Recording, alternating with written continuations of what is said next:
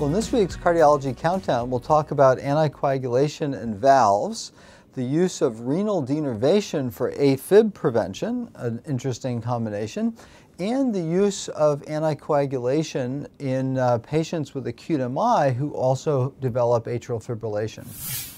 So first up is an analysis from the STS database looking at patients who underwent bioprosthetic aortic valve implantation with or without bypass surgery in about half the patients, and looked at what anticoagulant and antithrombotic regimen patients were discharged on and their 3-month outcomes. Now, overall outcomes were good, a 3% mortality and about a 1% risk of bleeding and 1% risk of embolic events. And they compared the combination patients where aspirin plus warfarin was used in about a quarter of the patients to the half of the patients who were discharged on aspirin only. And found that the combination of aspirin plus warfarin was associated with a lower risk of death by about 20% lower risk and about half the risk of embolic events, but a 2.5-fold increase in major bleeding. And so a trade-off there. Interestingly, about 12% of patients were discharged on just warfarin, and compared to aspirin alone, outcomes were nearly identical with similar mortality and bleeding and embolic event rates.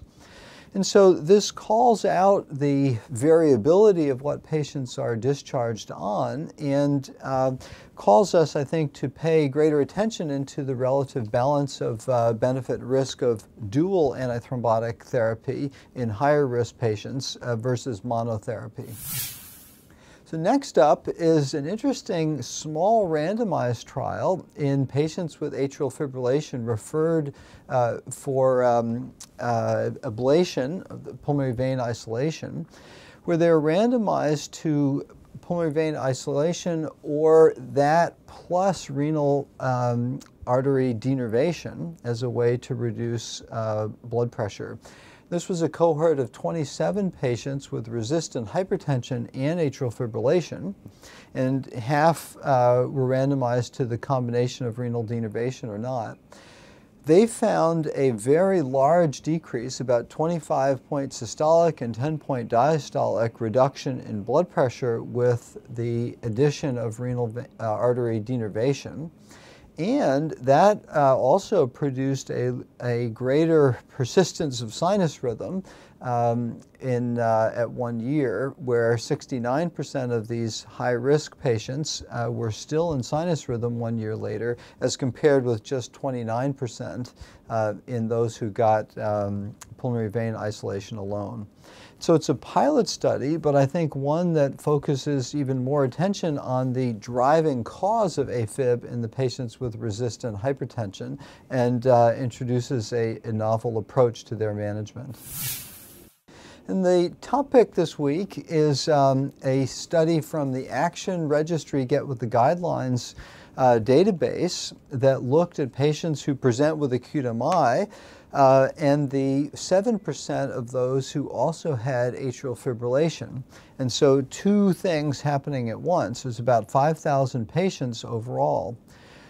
So interestingly, patients in this cohort, fewer than half of them were sent out on anticoagulation with warfarin.